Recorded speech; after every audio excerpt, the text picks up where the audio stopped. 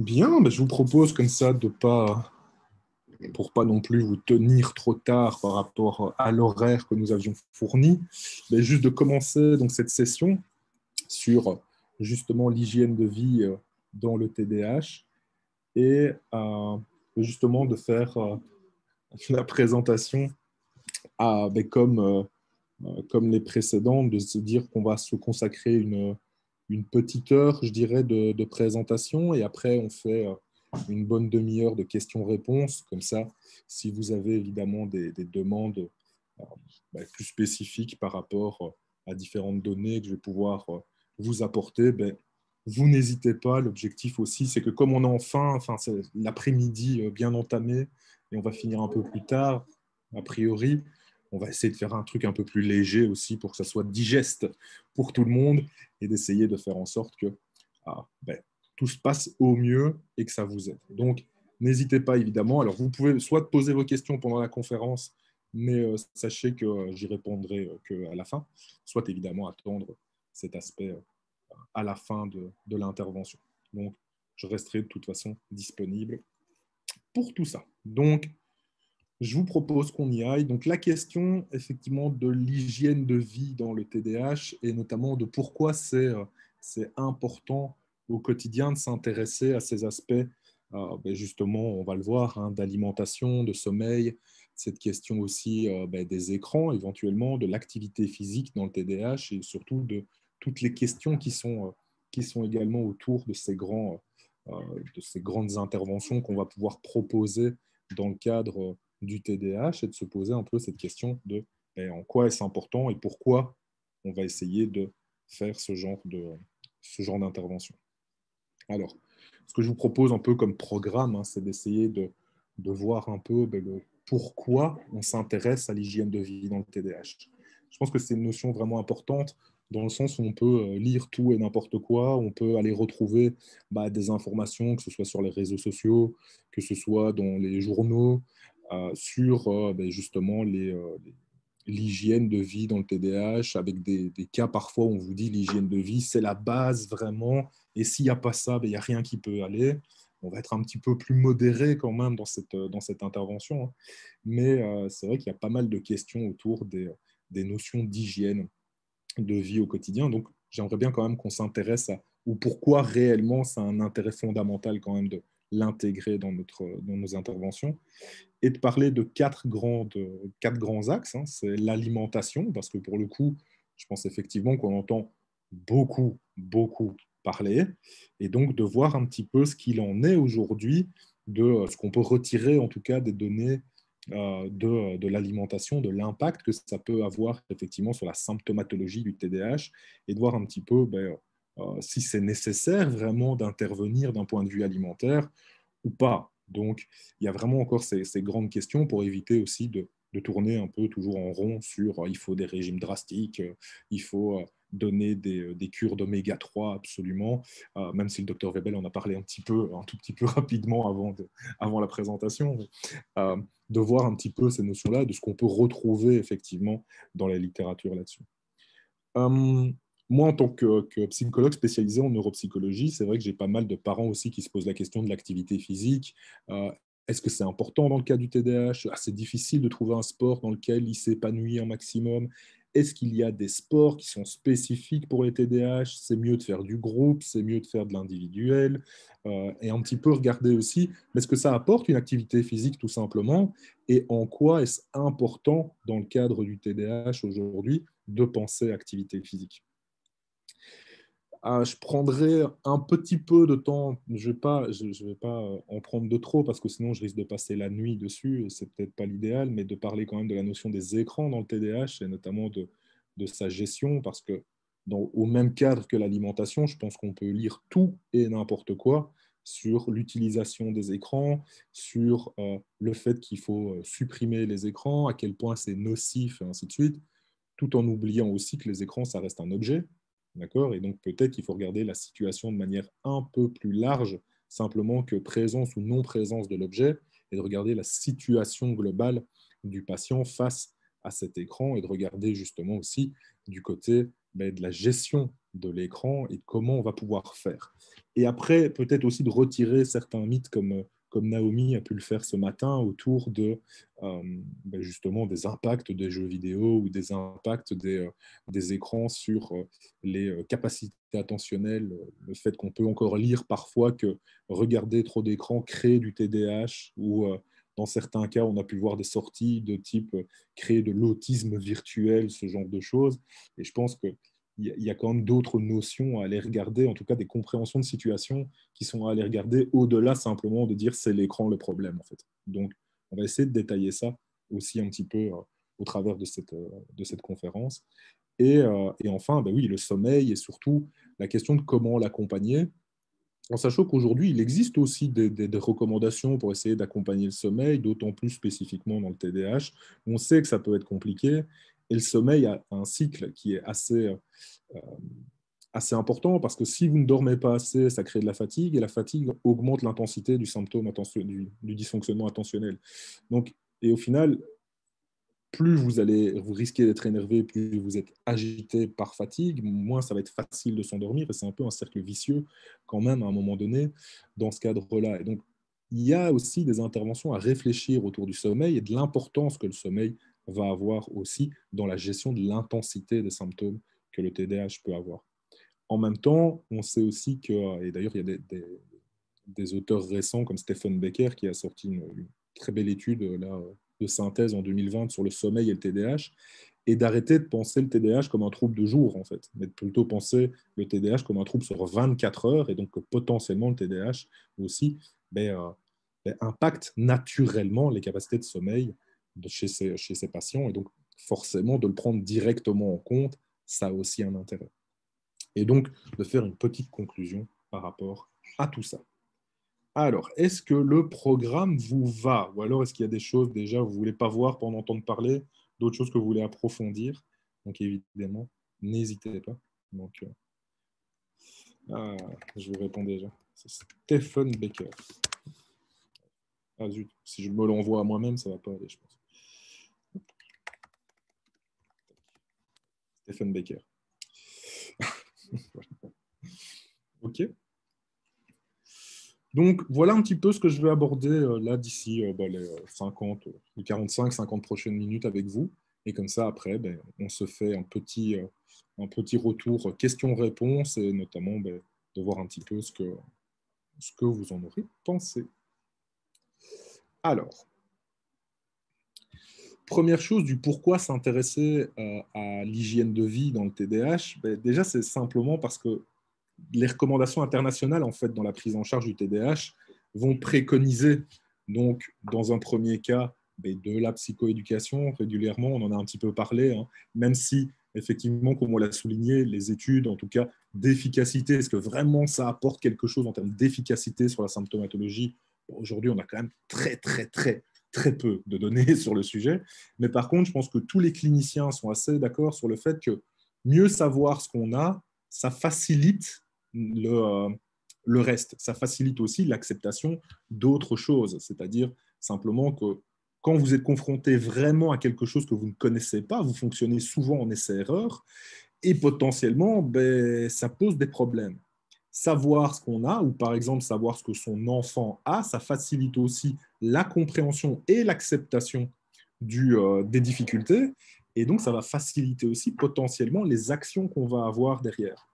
Donc, c'est juste d'avoir, c'est quelque chose que j'aime bien partager sur ce point-là, c'est juste d'avoir un avis éclairé sur le sujet et de ne pas croire un petit peu tout et n'importe quoi, de ne pas laisser forcément dans les mains du patient ou dans les mains des parents d'enfants le fait de s'interroger lui-même sur les problématiques qu'il a et potentiellement d'être guidé par les professionnels dans sa pathologie. Alors on le voit hein, en France, je sais qu'on a toute la question de l'éducation thérapeutique qui est protégée, qui est un titre protégé, mais l'éducation thérapeutique avec l'accompagnement des patients de compréhension de leur pathologie et d'intervention aussi sur leurs propres troubles est intéressante. Personnellement, j'ai pu travailler dans un service de neurochirurgie avec des enfants épileptiques réfractaires, donc qui résistaient aux médications. Et donc le but, c'était d'intervenir chirurgicalement. Le but aussi, c'est que dès le départ, quand le diagnostic, entre guillemets, tombe d'épilepsie, la première chose qui est faite, c'est d'expliquer ce que c'est aux parents, l'épilepsie, de savoir comment ça peut évoluer, comment ça peut évidemment impacter leur quotidien. Et donc, il y a un vrai accompagnement en fait, des parents par rapport à ça. On peut le retrouver aussi. Alors moi, en Belgique, par exemple, le TSA, donc les troubles du spectre de l'autisme, de manière générale, quand ils sont diagnostiqués dans des centres de ressources, la première chose qui est faite, c'est l'accompagnement parental, c'est d'expliquer ce que c'est l'autisme aux parents, de voir comment va potentiellement être l'évolution et de savoir aussi comment réagir. Donc on a toujours un bloc au départ d'intervention qui est autour vraiment de l'explication du trouble pour essayer justement que ce soit mieux accepté, de se dire, OK, donc apparemment on sait plus ou moins ce que c'est, donc on sait aussi vers où on va aller en gros et comment ça va évoluer sans être déterministe. Hein. C'est-à-dire qu'on n'a pas d'objectif de dire « Ah, comme votre enfant est TDAH, voilà ce qui va devenir », loin de là, mais de se dire qu'on a des chemins comme ça qu'on va pouvoir accompagner, qu'on va pouvoir faciliter également. Donc on a vraiment un bloc là-dessus et les recommandations vont dans ce sens-là, c'est de prendre du temps justement autour de l'explication du trouble, de donner éventuellement des stratégies parentales avec des enfants qui peuvent présenter des difficultés de comportement associées. Donc pas des troubles du comportement associé, mais des difficultés de comportement, notamment autour de l'impulsivité, autour de l'hyperactivité éventuellement, d'essayer de gérer cet aspect d'inattention.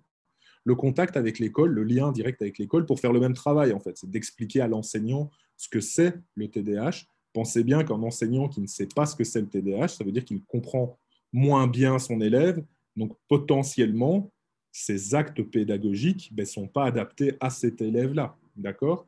Donc, ce n'est pas sa faute avec cette volonté de mal faire, pas du tout, c'est le manque de compréhension qui fait qu'on a des actions qui ne sont pas forcément adaptées à ce type de fonctionnement. Et donc, former l'enseignant, au moins lui donner les informations sur cet aspect du TDAH, est également important. Et dans cette psychoéducation au sens large, on retrouve aussi l'hygiène de vie avec un objectif fondamental qui est de gérer l'intensité du trouble. Donc, à aucun moment, je vais vous dire ici qu'on va guérir le TDAH, qu'on va faire en sorte que ça disparaisse du quotidien et que ça va aller parce que vous allez changer l'alimentation de l'enfant, loin de là. Mais potentiellement, ce qu'on va essayer de gérer, c'est éventuellement, dans certains cas, l'intensité du TDAH et donc cette idée de fluctuation qu'on va essayer de minimiser, même si elle sera toujours présente. Donc ça, c'est quelque chose qui est important.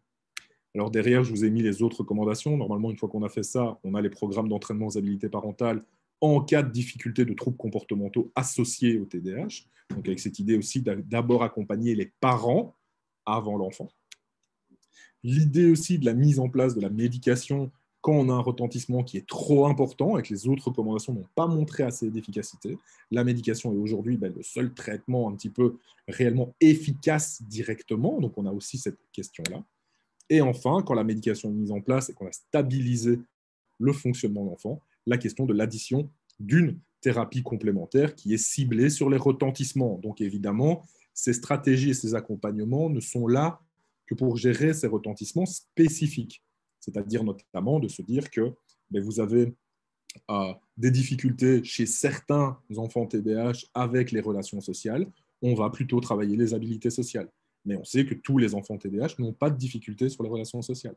Donc ça n'aurait pas de sens d'avoir des recommandations de traitement uniques pour tous les gamins TDAH, loin de là.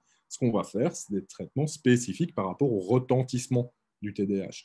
Donc c'est vraiment là-dessus aussi qu'on va travailler, cette idée d'accompagner ces enfants au regard des difficultés qu'ils rencontrent. Donc avec des enfants qui parfois vont avoir besoin d'aménagement scolaire s'ils ont des difficultés à l'école. Vous avez certains TDAH qui n'ont pas de difficultés à l'école, eux, on ne va pas mettre d'aménagement scolaire. Vous voyez, c'est ça cette idée de travailler sur le retentissement du trouble, bien plus que de travailler sur les causes au final du trouble, où là, c'est plutôt la médication qui va venir gérer ces aspects-là. Donc, déjà, on a ces questions effectivement autour des recommandations internationales et notamment de cet intérêt vis-à-vis de l'hygiène de vie dès le départ. C'est-à-dire que pour éviter l'intensité trop sévère de certains TDAH, on va essayer déjà de canaliser cet aspect-là pour mettre plus facilement en place d'autres choses. D'accord ? On est bien d'accord que même si les recommandations elles sont précises pour le TDAH, on se doute bien que ces recommandations d'hygiène de vie sont bonnes pour tout le monde, donc TDAH ou pas, évidemment. Même si vous n'avez pas de TDAH, manger mal, ne pas dormir, gérer 7 à 8 heures d'écran et de faire aucune activité sportive, ce n'est pas l'idéal. D'accord?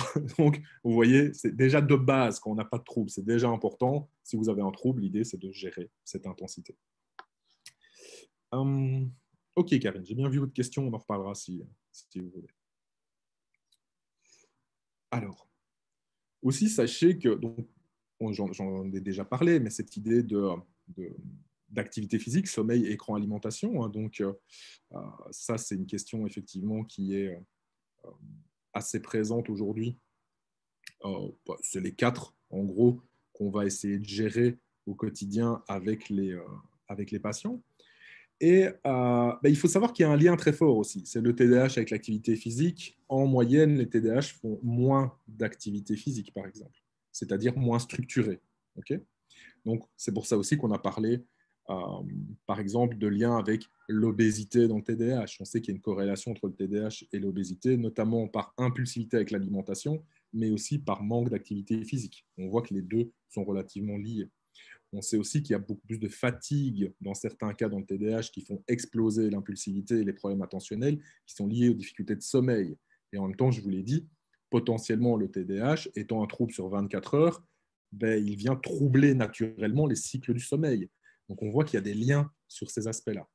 On a vu également dans la présentation précédente le fait de cette fragilité attentionnelle, cette fragilité de régulation et d'inhibition qui peut entraîner justement des surconsommations potentielles d'écran. D'accord? Donc on voit que le TDAH peut fragiliser par rapport à la consommation d'écran et donc aggraver la problématique également. Donc on voit aussi que, par exemple, on sait aujourd'hui au travers de différentes études que le TDAH, l'activité physique, ça peut être aussi un problème dans certains cas, parce que par impulsivité, potentiellement, il y a plus de blessures, parce qu'on fait moins attention à sa santé physique de manière générale. Et donc, vous avez certains TDAH qui vont pousser l'activité physique trop loin, sans prendre conscience du fait qu'ils maltraitent leur corps d'un point de vue physique. Et donc, on voit qu'il y a plus de blessures, par exemple, chez les TDAH, parce qu'ils pratiquent des activités physiques à des intensités beaucoup trop importantes. Donc, on voit tout ça, ça peut aussi être lié à un moment donné. Et donc, on sait par exemple qu'une bonne activité physique, ça peut aider un TDAH, mais en même temps, le TDAH va entraîner des difficultés à réaliser de bonnes activités physiques, soit parce qu'on on pousse beaucoup trop fort, soit on ne le fait pas. Et donc, on va devoir essayer de trouver un équilibre dans ce cadre-là pour essayer de faire en sorte que ça se passe bien. Alors, pourquoi? Parce qu'aussi, ce qu'on voit, c'est que ce lien autour de l'hygiène de vie, ça a un impact sur la santé globale du patient. Donc, on sait aujourd'hui qu'en termes, par exemple, d'espérance de vie, alors c'est assez horrible de commencer des conférences sur les espérances de vie, mais on sait aussi que des TDAH qui ne sont pas traités, qui ne sont pas accompagnés, ont une espérance de vie qui est plus faible du fait de leur hygiène de vie en particulier. Évidemment, si vous avez un TDAH qui favorise l'apparition d'obésité, l'obésité, potentiellement l'obésité morbide, ça fait baisser votre espérance de vie. Si vous avez une alimentation qui n'est absolument pas saine et que vous avez comme ça des passages qui sont extrêmement difficiles, ça va faire baisser votre espérance de vie. Par rapport au sommeil, c'est la même chose. Moins vous avez un sommeil qui est réparateur, plus votre espérance de vie a tendance à diminuer. Plus le sommeil impacte sur la vie du TDAH, plus la difficulté attentionnelle qui vont se répercuter dans la vie quotidienne, comme par exemple les accidents de voiture. Donc on voit qu'il y a un lien global entre l'hygiène de vie d'un TDAH, le fait que le TDAH fragilise aussi la potentielle gestion de cette hygiène de vie au quotidien et l'impact aussi, le retentissement à plus long terme du TDAH. C'est pour ça qu'il est aussi extrêmement important d'intervenir le plus tôt possible dans le cas du TDAH et surtout de pouvoir faire en sorte d'équilibrer ces points-là pour faciliter aussi derrière la santé globale du patient. Donc, on voit quand même qu'il y a une vraie notion importante sur cet aspect de santé du TDAH, et notamment, c'est ce que certains auteurs vont parler même de santé publique autour du TDAH, puisque vous avez aussi le retentissement sur la société de manière globale, c'est-à-dire le coût du TDAH par rapport à la santé, qui peut être évidemment exorbitant, comme vous vous en doutez, dans ce cadre-là. Donc, on a vraiment cette idée de travailler sur ces points. Donc, je vous propose de commencer effectivement par l'alimentation et surtout de la question effectivement du lien entre le TDAH, l'alimentation le sucre, les colorants, les impacts négatifs de ces aspects-là, le besoin de réaliser des régimes spécifiques, donc par exemple exclure totalement le gluten, comme on a pu l'entendre à certains moments, le besoin de prise de compléments alimentaires, les oméga-3, le magnésium, le fer, et de voir un petit peu le lien qui existe dans la littérature par rapport à ces sujets. Ça ne veut pas dire que ce que je vais apporter n'a pas fonctionné chez une personne en particulier qui un jour a pris du fer et ça a été mieux. Ça ne veut pas dire non plus que le fait de faire attention à rien, ça va faciliter les choses, puisque s'il n'y a rien qui ressort, ah bah alors on peut tout se permettre. Évidemment que non. Mais l'idée, c'est d'essayer de faire un point aujourd'hui de ce qu'on sait sur le sujet. Ça ne veut pas dire que ça ne va pas se modifier dans le temps. C'est important aussi de le savoir. Alors, globalement, il faut savoir qu'on a quand même pas mal de données sur la notion de l'alimentaire, des aliments, de la consommation. Malheureusement, la plupart des études sur le sujet, elles sont il y a beaucoup, beaucoup, beaucoup de biais méthodologiques, notamment souvent parce qu'il n'y a pas de groupe contrôle où on fait attention à où il n'y a pas de changement d'alimentation, ou au contraire, il y a le même changement d'alimentation, mais au final, on n'a pas contrôlé au départ les difficultés présentes chez les différents groupes. Et donc, souvent, les résultats sont extrêmement variables d'une étude à l'autre. C'est pour ça qu'on a plutôt tendance à les regarder dans les méta-analyses, de voir un peu elles qui font la synthèse de ces résultats, de voir un peu ce qu'il en est globalement. Alors, effectivement, on montre en gros dans les études qu'il y a un lien entre la consommation de sucre, les colorants, les boissons sucrées et l'intensité des symptômes de TDAH. Par contre, ce qui est important quand même de montrer, c'est que ce lien, il existe aussi chez les personnes qui ne présentent pas de TDAH. Bon, globalement, c'est quoi? C'est si vous buvez 4 Red Bull et que vous mangez 1 kg de bonbons, TDAH ou pas, potentiellement, vous risquez d'avoir quelques problématiques. Donc, c'est clair que on va avoir quelque chose autour de la consommation intense, d'accord? C'est-à-dire que plus vous consommez des sucres, des colorants, des boissons sucrées, bah, plus il y a de difficultés en fait attentionnelles, potentiellement d'hyperactivité, d'impulsivité. Ces symptômes en fait augmentent, que vous soyez TDAH ou pas, d'accord? Donc en fait, l'idée c'est que le lien il n'est pas fait avec le TDAH, le lien il est fait avec tout le monde. Et donc dans le cadre du TDAH, si vous partez avec un niveau d'attention qui est déjà plus bas, bah oui, accentuer cette difficulté, ça ne fait que continuer à augmenter le problème, d'accord? Donc oui, c'est vrai qu'une diminution de ces aliments, ça peut aider certains patients, d'accord? Et particulièrement les plus sensibles au sucre, d'accord? Mais par contre, faites attention quand même à ne pas supprimer déjà de base le sucre, les colorants et ainsi de suite de tous les enfants qui ont un TDAH ou pas, parce que potentiellement ça ne changera rien, d'accord? À part le fait que le pauvre, il ne pourra plus manger de bonbons, d'accord? Ce sera quand même un peu dommage. Je pense que quand on a un enfant, manger des bonbons, ce n'est pas la folie. Encore une fois, c'est une mesure, ok? Il faut être mesuré là-dedans. Par contre, si déjà de base, vous avez un TDAH ou pas, et vous avez une sensibilité au sucre, ben oui, forcément, son effet va être plus important, d'accord? Donc ça, c'est vraiment la question qui est souvent derrière, en fait. C'est de se dire que si on fait un lien entre une pathologie et le sucre, alors bah, on va retirer. Mais la question, elle n'est pas là. C'est surtout aussi de voir s'il n'y a pas des facteurs intermédiaires. Et ici, notamment, c'est la sensibilité à cet aliment. Et ça, c'est vraiment important. Et aujourd'hui, malheureusement, cette sensibilité aux aliments, elle est extrêmement difficile à analyser. Donc, vous n'aurez pas une prise de sang qui va faire le truc, un dosage, comme on peut voir, avec des dosages de neurotransmetteurs dans les urines ou ce genre de choses. Aujourd'hui, ces données-là, elles ne sont pas pertinentes dans le cadre du TDAH, d'accord? Mais par contre, on peut imaginer, certains auteurs ont imaginé, certains chercheurs l'ont fait, de penser à des régimes spécifiques pour essayer de voir, d'exclure les sensibilités et de voir un peu ce qu'il en était qu'on va réintroduire petit à petit les aliments et de voir comment ça se passe dans le cadre du TDAH. Alors, pour ça, en fait, actuellement, il y a pas mal de recherches qui sont basées notamment sur ce qu'on appelle les régimes oligo-antigéniques. Alors, c'est un mot barbare, vraiment, pour simplement dire que le régime, ça consiste en quoi? En fait, la recherche, elle est basée sur, alors vous voyez peut-être sur le graphique qui est ici, ce qu'on va faire, c'est on analyse au départ les symptômes des patients, donc en rouge, le pré-diète comme ici. Donc vous voyez, ça c'est des symptômes d'inattention, d'hyperactivité, d'impulsivité. Et ce qu'on fait, c'est qu'on met en place le régime sur 4 semaines, d'accord? Et ça consiste en quoi? C'est on supprime de l'alimentation les principaux aliments allergènes. Donc souvent, effectivement, les noisettes, les œufs, les noix, les arachides, le lait de vache, et ainsi de suite. On essaye de retirer ça de l'alimentation avec un régime spécifique. D'accord ? On retire également ce qui peut exacerber les réactions allergiques. C'est-à-dire que si vous êtes allergique à un aliment et que vous consommez en plus pas mal d'épices, d'alcool et ainsi de suite, bon, normalement, chez les enfants, ça n'arrive pas de consommer beaucoup d'alcool. Normalement, j'ai bien. Mais potentiellement, on va retirer ça également pour justement éviter cette augmentation potentielle de difficulté. Et donc, ce qu'on voit, c'est qu'entre le moment où on a fait le avant-régime et quand on a retiré ces aliments, ce qu'on voit, c'est une baisse de la symptomatologie. D'accord ?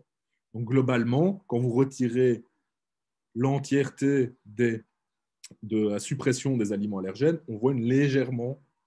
Alors, c'est léger, hein, je vous avoue, c'est statistique, hein, globalement, mais ce qu'on voit, c'est une baisse de l'intensité des symptômes. Les symptômes ne disparaissent pas, hein, je tiens à le préciser, c'est que ça baisse tout simplement.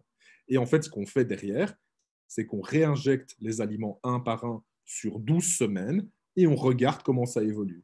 Et en fait, ce qu'on voit, c'est que certains aliments, à la base, eh bien, ce qui se passe, c'est qu'il y a des aliments qui déclenchent en fait des réactions et qui augmente la symptomatologie chez certains patients. D'accord ? Donc, ce qu'on va voir ici, c'est que par un test, mais il faut un test ici, on est sur un test de recherche. Hein, d'accord ? Donc, aujourd'hui, ce type d'action où on retire les allergènes, en gros, qu'on les réinjecte un par un, personnellement, moi, je n'ai pas de patients qui ont suivi un protocole comme celui-là. Mais voilà. Mais qu'en faisant ça, on va vraiment chercher la sensibilité de certains aliments chez le patient et ça permet de canaliser chez certains l'intensité de troubles. C'est une intervention qui a été faite par Christina Clément en 2021, début mai 2021, au colloque mondial sur le TDAH, pour présenter justement les avancées dans ces actions sur l'alimentation. Et elle présentait des cas uniques au final, parce que globalement, statistiquement, on voit des trucs, mais elle dit, encore une fois, c'est statistique, et des cas uniques, par exemple, avec des patients qui réagissent plus, effectivement, quand on retire les noix, par exemple, ben, effectivement, ça va un peu mieux au niveau de la symptomatologie. Donc l'intensité a tendance à diminuer. Chez d'autres, c'est le paprika, par exemple, avec, par exemple, des patients des enfants qui présentent une grande consommation de chips au paprika, tout simplement. Et quand on extrait ces aspects-là, on va voir que l'intensité diminue. Ça ne guérit pas, encore une fois, le TDAH, ça ne supprime pas les symptômes, c'est juste que ça permet de modérer l'intensité. D'accord ? Et donc là, on est quand même sur un protocole de recherche en alimentation qui permet de mettre en évidence des liens chez des patients individuellement par rapport à leur sensibilité propre à des aliments. Donc il ne sert à rien, et c'est ça aussi le but de cette étude, c'est de dire aussi, ça ne sert à rien de mettre ce type de régime en place chez tous les patients. Ça n'aurait pas de sens de le faire comme ça, parce que la majorité des patients n'ont pas de sensibilité à l'alimentation. Après, on a entendu beaucoup de choses ces dernières années sur les oméga 3, sur les compléments en fer et ainsi de suite. Et c'est clair que les études, ce qu'elles montrent, c'est qu'il y a des résultats extrêmement hétérogènes. D'accord ? Donc, la plupart des études, vous voyez des résultats, et il y en a aussi beaucoup à côté qui montrent qu'il n'y a rien du tout. Donc, c'est assez particulier. Et ce qu'on retrouve en fait dans les grandes conclusions des méta-analyses, c'est quoi ? C'est qu'il y a des variabilités importantes dans le TDAH, des niveaux de fer, de magnésium et ainsi de suite. Et en fait, le truc, c'est que on ne sait pas l'attribuer si c'est au TDAH ou pas. C'est-à-dire qu'on retrouve des patients TDAH avec des niveaux de fer très élevés ou très bas, on trouve des patients TDAH avec des niveaux de magnésium très faibles ou très hauts, et en fait, on ne sait pas si c'est lié au TDAH ou pas. Et donc, oui, on trouve quelquefois des particularités chez des patients, mais en fait, on ne sait pas faire le lien avec la pathologie en tant que telle.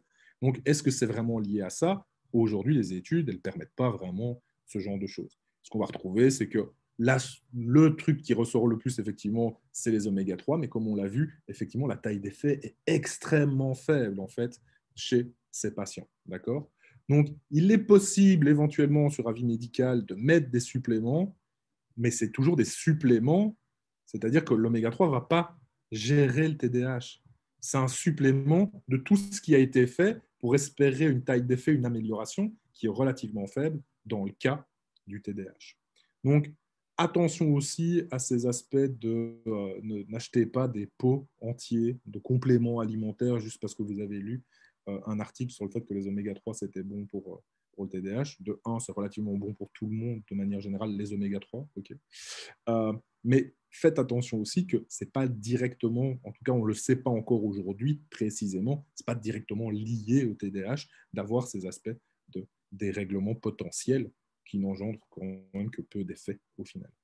Donc, aujourd'hui, l'alimentation, on en parle énormément. On a l'impression que c'est une catastrophe du fin 20e, début 21e siècle sur l'agroalimentaire. Et oui, il y a des difficultés, oui, il y a des choses qui sont folles, mais attention à ne pas tout relier et surtout pas baser toutes les actions de prise en charge du TDAH sur cette notion de la gestion alimentaire. Oui, c'est possible de le faire. Dans le cas de sensibilité chez certains patients, on peut avoir des interventions qui permettent de majorer légèrement l'intensité de certains symptômes. Par contre, il faut vraiment faire attention à cet aspect-là, mais et peut-être de regarder justement, peut-être répondre déjà à Karine sur cet aspect-là, c'est que l'impulsivité, par contre, on a pas mal d'études sur la question du lien impulsivité et notamment des désordres alimentaires, de l'entraînement, justement, des surconsommations qui peuvent poser des problèmes et notamment cet aspect d'obésité qui peut apparaître. On doit faire attention chez tous les enfants et chez tous les adultes, évidemment. L'impulsivité qui a été mise en lien notamment avec les désordres alimentaires, boulimie et le lien à l'obésité. Alors, pour le coup, on a des études qui montrent que cette prévalence est plus forte chez les filles que chez les garçons, et notamment à l'adolescence, de vraiment faire attention aux désordres alimentaires et justement impulsivité qui est liée au TDAH. Donc on voit qu'il faut quand même faire attention à ces points-là, et c'est sans doute ça qui est le plus important, d'accord, pour éviter d'avoir des retentissements long terme, c'est-à-dire vraiment cette surconsommation, l'obésité et tous les problèmes, notamment le lien potentiel avec les problèmes cardiovasculaires qui peuvent s'en suivre, de faire vraiment attention à ces points-là dans le cadre du TDAH. Le savoir, en fait, à l'enfance, c'est justement, ça permet d'anticiper et de gérer ces aspects-là, d'intervenir plus tôt si jamais il y a une difficulté. D'accord? Donc, l'impulsivité, aujourd'hui, c'est clairement, à mon sens en tout cas, le symptôme qui est le plus retentissant dans le TDAH. C'est celui qui va poser le plus de problèmes. L'incapacité de s'empêcher à faire des choses, c'est relativement problématique au quotidien et ça peut toucher tous les aspects de la vie du patient. Et donc, le savoir, c'est de faire attention à ces aspects-là. Donc, dans l'alimentation, la première chose à laquelle on fait attention, c'est l'impulsivité et notamment les surconsommations que ça peut entraîner. Ensuite, ça va être évidemment cet aspect de lien, évidemment, avec des sensibilités éventuellement alimentaires et des interventions potentielles que les recherches aujourd'hui essayent de mettre en évidence. Donc, il faut être en plus extrêmement prudent parce que, comme je vous l'ai dit, les études au niveau alimentaire et le TDAH, elles souffrent vraiment de pas mal de biais aussi. Et donc, il faut vraiment faire gaffe aux résultats qu'on a aujourd'hui sur cet aspect-là. Alors, au niveau de l'activité physique, c'est intéressant de voir quand même qu'on a énormément d'études sur le lien d'activité physique dans le TDAH. Il faut savoir que ces 20 dernières années ont été très prolifiques sur les effets de l'activité physique et surtout sur l'intensité des symptômes qui en découlent. Notamment aussi au travers de l'activité physique et du lien avec les fonctions exécutives, le fait que ça développe certaines fonctions exécutives. Et donc, comme on le sait, les fonctions exécutives et notamment l'inhibition est assez problématique dans le TDAH, on est bien d'accord sur le sujet. Et donc, l'idée, c'est que le lien entre ces points-là est assez intéressant à aller investiguer. Alors, qu'est-ce que ça nous raconte un peu cette idée de l'activité physique? Alors, c'est que évidemment, les demandes cognitives qui sont en lien avec l'activité physique, ça entraîne des bénéfices au niveau des fonctions exécutives, c'est ce que la plupart des études montrent, TDAH ou pas, d'accord?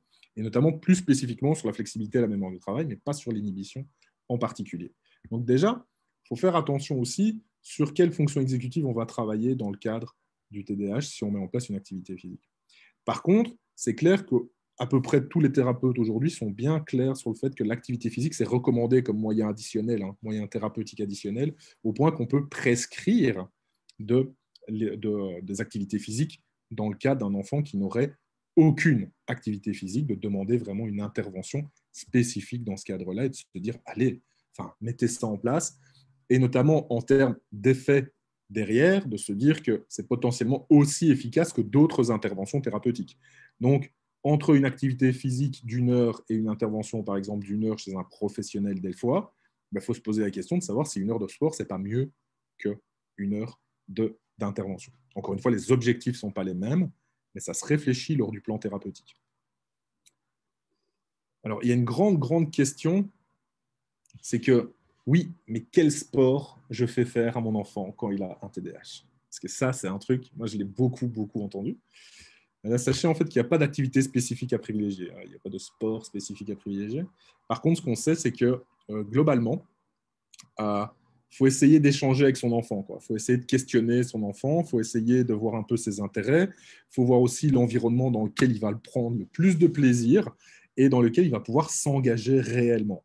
Plus il va s'engager, on a vu les mécanismes de la motivation notamment, hein, plus il va pouvoir s'engager dans quelque chose, plus il y a de chances qu'il prenne de plaisir et donc potentiellement qu'il fasse l'activité de manière adaptée.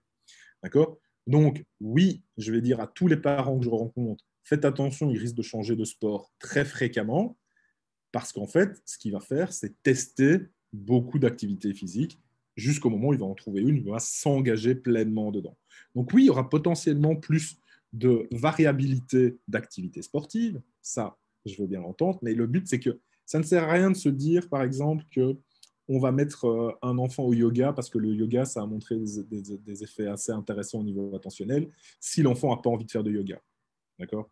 En fait, il y a même des études sur le sujet qui montrent que dans les sports les moins actifs d'un point de vue physique, le décrochage de l'activité sportive est plus important dans le cadre du TDAH.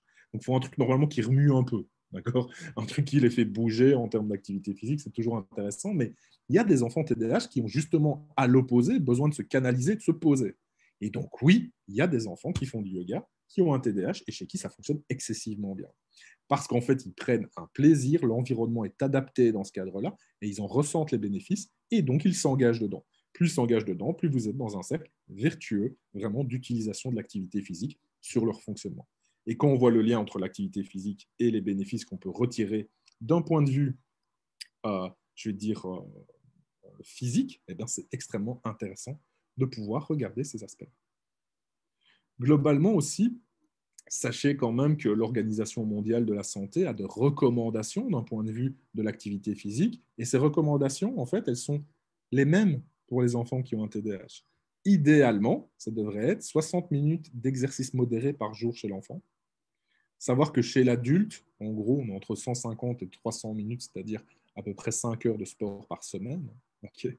Donc en moyenne, ça serait plutôt pas mal. Donc on est entre 2h30 et 5 heures de sport par semaine pour modéré, hein, d'exercice modéré. Hein. Donc je veux dire, une marche active, ça marche. Hein. D'accord, c'est modéré. Okay. Dès que vous êtes sur la course et sur le marathon, vous êtes sur de l'activité physique forte.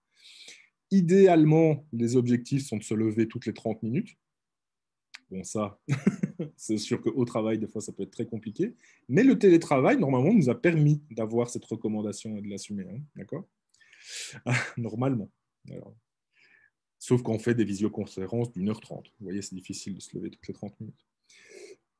Et le meilleur prédicteur, en fait, pour ne pas abandonner une activité sportive, c'est le plaisir attribué à l'exercice. D'accord? C'est-à-dire la motivation. Okay, donc ça, il n'y a pas de surprise. Et c'est la même chose, en fait, chez les personnes qui n'ont pas de TDAH. Mais on sait qu'il y a des difficultés, justement, sur ces réseaux, notamment des circuits de la récompense en TDAH. Et donc, le fait que la motivation, elle soit un peu plus fluctuante, forcément, cette indication, elle est super importante pour choisir l'activité physique en lien avec votre enfant. D'accord? Donc, essayez de ne pas tomber, justement, dans cet aspect de quel sport pour le TDAH, le meilleur, et ainsi de suite. Ça n'a pas beaucoup d'intérêt. Avant de poser la question à quelqu'un d'autre, ce qu'on va faire, c'est en parler avec l'enfant. C'est un petit peu ça l'idée. C'est de se dire, on va d'abord discuter avec lui, qu'est-ce que tu as envie de faire, quelles sont les activités qui te plairaient, effectivement, au niveau physique, et d'essayer de trouver avec lui, d'essayer de le faire essayer et d'avancer sur cet aspect-là. De ne pas choisir l'activité physique spécifique par rapport à c'est soi-disant mieux pour lui. D'accord ?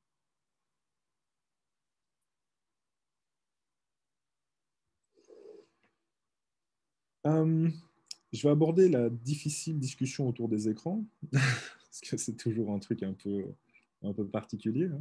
Donc, on a diabolisé l'écran, on est d'accord. On a toujours au moins une étude par semaine qui sort pour vous dire à quel point les écrans, c'est horrible. Donc, alors c'est bizarre, c'est que quand on a des études sur les écrans, c'est bien, on n'en entend pas trop parler. Donc, c'est assez bizarre. Mais globalement, je veux revenir quand même sur un point excessivement important, et notamment donc, un article du Monde. Alors là, je ne pars pas du tout sur le scientifique de base, je pars sur un article du Monde. J'ai décidé de partir là-dessus parce que c'est un article qui m'a beaucoup fait rire, en fait. Dans sa vérité, c'est surtout ça. C'est la question du temps d'écran aujourd'hui. Donc, de partir d'un principe, c'est vrai que dans beaucoup d'études, on voit que le temps d'écran est toujours mis en avant, on fait des corrélations absolues entre des temps d'écran et du fonctionnement au quotidien, et ainsi de suite. Et aujourd'hui, il y a quand même des chercheurs qui se lèvent en masse par rapport à ça et de dire le temps d'écran, c'est littéralement le degré zéro de l'analyse. Alors pourquoi? Et c'est pourquoi ça m'a fait rire, c'est juste l'utilisation de cette petite phrase, parce que je suis très humour très premier degré, c'est l'idée de, vous ne pouvez pas comparer en fait 14 heures par jour à regarder des vidéos de pandas qui pètent par rapport à quelqu'un qui fait 14 heures de recherche sur Wikipédia à chercher des informations utiles. Ce n'est pas comparable. C'est-à-dire que la variable temps entre ces deux personnes ne peut pas être utilisée. Ce n'est pas possible. Et de dire, vous voyez, le temps d'écran, ça a des impacts au niveau de la cognition, ça n'a pas de sens en fait, parce qu'il y a des variables confondues, et notamment une des variables qui est confondue, c'est le contenu et l'utilisation que vous faites des écrans. D'accord? Par exemple, j'ai vu cette semaine, il y a une étude qui est sortie, encore une fois, sur le fait que si vous mettez la télévision à table pendant que vous mangez, le développement du QI verbal des enfants, mais il a tendance à moins bien se développer que des enfants qui ne regardent pas la télé. Globalement, il n'y a qu'une chose qui varie, c'est que, en gros, vous ne parlez pas à votre enfant quand l'écran est allumé. Donc le problème, l'écran entraîne le fait que vous ne parlez pas, mais le problème, c'est l'interaction. Ce n'est pas le problème qu'il y ait un écran, d'accord? Donc, si vous retirez l'écran dans ces familles, est-ce qu'ils vont plus se parler? La question, elle est là. Et ça, aujourd'hui, on n'en sait rien, en fait. Je veux dire, dans des familles où, effectivement, on utilise peut-être des moyens de compensation, des moyens de contournement pour ne pas avoir d'échange et pas d'interaction, est-ce que vous êtes sûr qu'en retirant cet aspect-là, l'interaction va naturellement se créer? Donc, vous ne parlez pas à vos enfants pendant qu'on mange. Donc, le QI verbal a tendance à moins se développer par manque d'interaction langagière, tout simplement. Hein, d'accord? Et vous dites, ah ben, c'est l'écran le problème. Mais c'est peut-être pas l'écran le problème. C'est-à-dire que si l'écran est allumé et que vous avez des interactions langagières sur ce qui se passe, des échanges vifs que vous avez tendance à expliquer, à stimuler d'un point de vue langagier, je serais quand même curieux de voir le résultat de cette étude-là. D'accord? Sauf qu'aujourd'hui, on n'a pas ces résultats-là. On a tendance à dire, ah ben regardez, il y a une corrélation. Mais en fait, on a des corrélations entre un objet et ce qu'il crée. Et en fait, on a tendance à, je veux dire, catégoriser l'objet comme étant l'erreur, mais ce n'est pas l'objet qui est l'erreur, c'est la situation créée qui est problématique. Et même si vous retirez l'objet, mais que la situation reste la même, vous aurez sans doute les mêmes résultats. D'accord?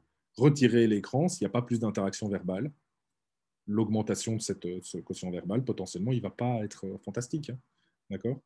Donc, c'est quelque chose, on retrouve plein d'études sur le fait du développement du langage chez l'enfant en lien avec la quantité d'écran présent. Et oui, parce qu'en fait, la quantité d'écran présent, ce qu'elle fait, en fait, c'est diminuer l'interaction verbale. C'est l'interaction verbale, en fait, la problématique. Donc, si vous allez dans des familles et que vous dites, ah, vous avez supprimé les écrans, si vous ne précisez pas derrière, on va retirer les écrans, mais donc il faut échanger avec son enfant, donc il faut parler, il faut avoir de l'interaction, vous ne changerez rien, en fait. Ils vont juste trouver autre chose que les écrans pour ne pas être en échange avec leur enfant. Donc, vous ne changez pas la situation qui pose problème. D'accord? Donc, en fait, ce qu'on a, c'est de la compréhension, c'est un manque de compréhension, c'est une accusation de l'objet, alors que l'objet lui-même, il ne crée de problème que par l'utilisation qu'on en fait. D'accord? Et donc, il faut un petit peu essayer de faire en sorte de faire comprendre aux familles, c'est ce qu'on appelle la coéducation, hein, notamment, avec cette idée de gestion d'écran, parce qu'évidemment, un enfant qui regarde 6-7 heures d'écran par jour, oui, c'est juste pas normal, mais il faut se poser d'autres questions, c'est-à-dire, en gros, l'enfant qui regarde 6-7 heures d'écran par jour, est-ce vraiment l'écran le problème? Ou c'est la situation dans laquelle on le met, c'est-à-dire une famille qui laisse son enfant 6-7 heures d'écran par jour? Et en plus, l'autre question, c'est de se dire qu'il n'est pas passé de 0 à 6 heures du jour au lendemain. Il y a eu une forme quand même de gradation à un moment donné.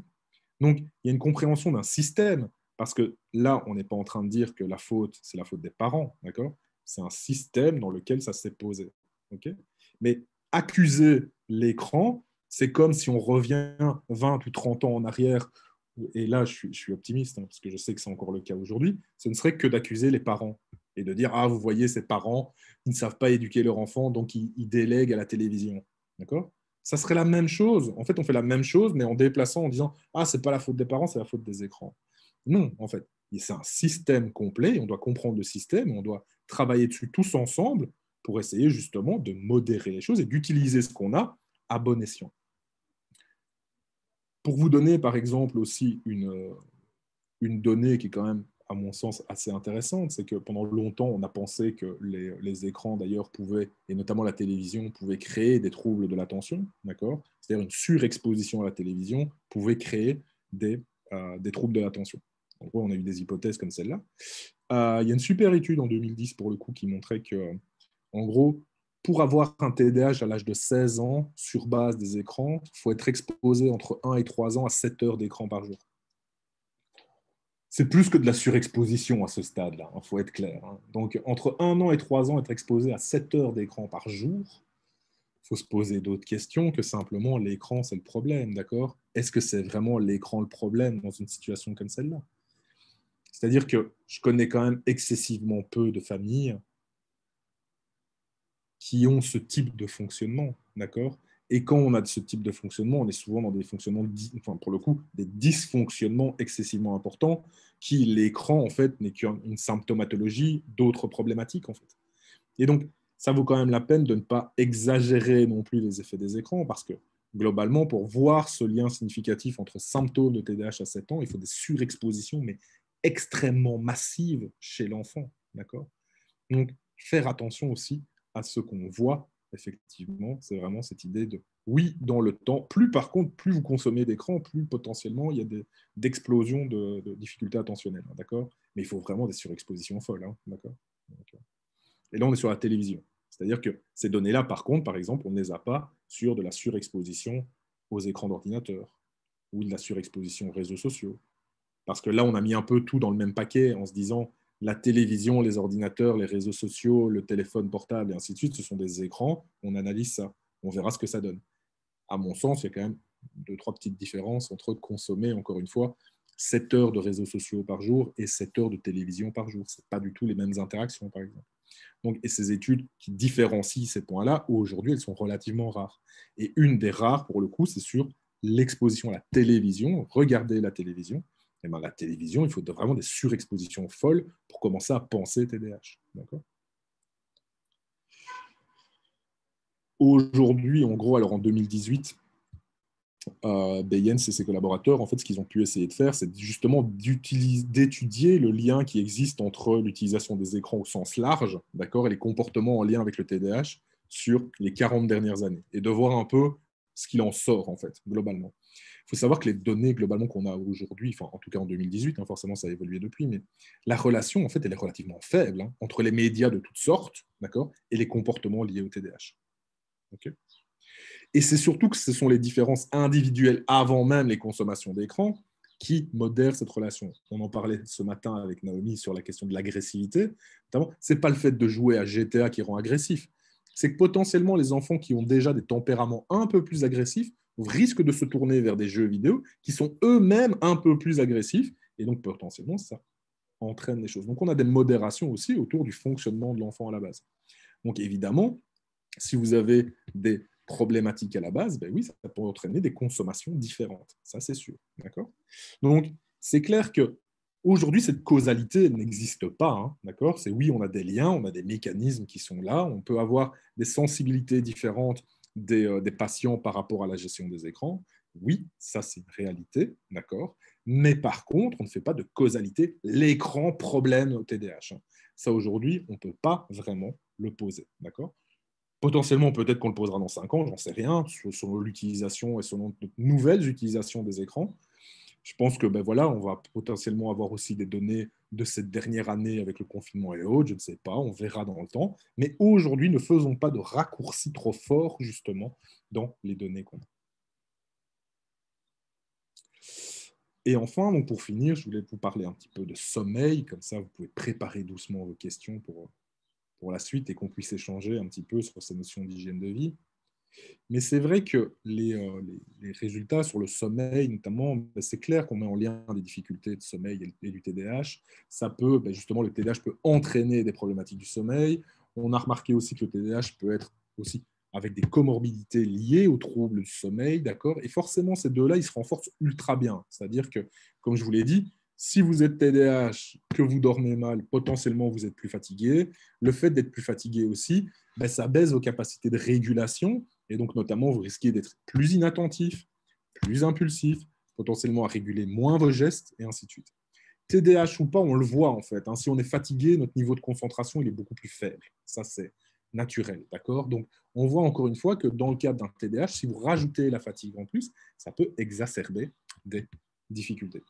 Alors, il y a deux grosses méta-analyses qui ont été faites aussi bien chez les enfants que chez les adultes et qui mettaient vraiment en évidence les difficultés. Hein. Donc, on va retrouver potentiellement des difficultés de réveil, de la somnolence diurne, des réveils pendant la nuit qui sont plus fréquents, de l'endormissement difficile, potentiellement des apnées du sommeil et chez les enfants TDAH. Et on retrouve ces mêmes indicateurs justement chez les adultes. Donc, effectivement, on a quand même un lien marqué dans ces deux notions autour du sommeil et du TDAH. Donc évidemment, dans le cadre de l'hygiène de vie, ça a vraiment du sens de penser à cet aspect-là pour éviter justement une escalade de la symptomatologie dans le cadre du TDAH. Ce que je vous disais, donc, c'est Becker qui met en évidence justement de développer aussi cet aspect-là parce que beaucoup d'auteurs aujourd'hui, et si vous voulez regarder aussi, il y a Sandra Coy qui travaille à Amsterdam ou à Rotterdam, je ne sais plus lequel de deux, et qui travaille donc aux Pays-Bas et qui travaille énormément sur le lien entre sommeil et TDAH, qui a fait pas mal d'interventions sur le sujet et qui elle-même va dire que oui, on a des données sur le sujet, mais ça nécessite vraiment de creuser ces données pour essayer de mieux comprendre en fait ces notions. Surtout le fait que soit c'est le TDAH qui crée ces problématiques, soit on a plus souvent de problèmes de sommeil, de troubles du sommeil vraiment indépendants en plus du TDAH. Donc déjà d'avoir des études qui pourraient nous faire ces différences tout au long de la vie, est-ce que ça évolue dans le temps, est-ce que ça se manifeste spécifiquement à des tranches d'âge en particulier? Ça aujourd'hui on n'a pas encore très très bien ces données-là.